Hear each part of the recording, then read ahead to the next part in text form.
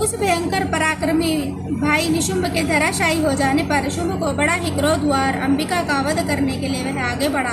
रथ पर बैठे बैठे ही उत्तम आयुधों से सुशोभित अपनी बड़ी बड़ी 8 अनुपम भुजाओं से समूचे आकाश को ढककर वह अद्भुत शोभा पाने लगा।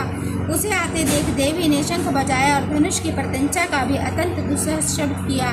साथ ही अपने घंटे के शब्द से जो समस्त दैत्यों का तेज नष्ट करने वाला था संपूर्ण दिशाओं को व्याप्त कर दिया। तदनंतर सिंह ने भी अपनी दहाड़ से, जिसे सुनकर बड़े बड़े गजराजों का महान मद दूर हो जाता है, और आकाश, पृथ्वी और 10 दिशाओं को गुंजा दिया। फिर काली ने आकाश में उछलकर अपने दोनों हाथों से पृथ्वी पर आघात किया। उसने ऐसा भयंकर शब्द हुआ जिससे पहले के सभी शब्द शांत हो गए। तत्पश्चात शिवदूती ने दैत्यों के लिए अमंगलजनक अट्टहास किया।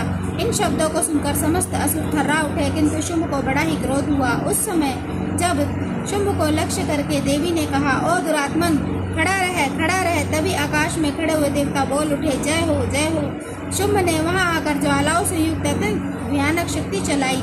अग्निमय पर्वत के समान आती हुई शक्ति को देवी ने बड़े ही भारी लूके से दूर हटा दिया।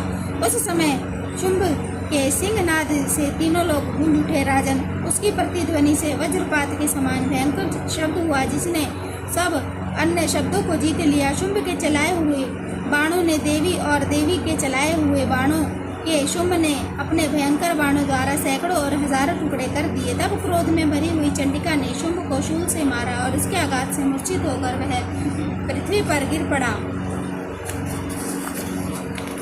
इतने में ही निशुंभ को चेतना हुई और उसने धनुष हाथ में लेकर बाणों द्वारा देवी, काली तथा सिंह को घायल कर डाला। फिर उसने दैत्यराज 10,000 बाहें फैलाकर चक्रों के प्रहार से चंडिका को आच्छादित कर दिया। तब दुर्गम पीड़ा का नाश करने वाली भगवती दुर्गा ने कुपित होकर अपने बाणों से उन चक्रों तथा बाणों को काट गिराया।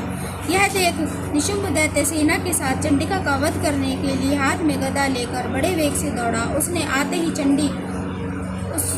ही चंडी ने तीखी धार वाली तलवार से उसकी गदा को शीघ्र ही काट डाला। तब उसने शूल हाथ में लिया और देवताओं को पीड़ा देने वाले निशुंभ को शूल हाथ में लिया आते देख चंडिका ने वेग से चलाए हुए अपने शूल से उसकी छाती छेद डाली। शूल से विदीर्ण हो जाने पर उसकी छाती से एक दूसरा महाबली तथा एवं महापराक्रमी पुरुष खड़ी रह कहता हुआ निकला। और उस निकलते हुए पुरुष की बात सुनकर देवी उठकर ठठा कर हंस पड़ी और खड़ग से उन्होंने उसका मस्तक काट गिराया।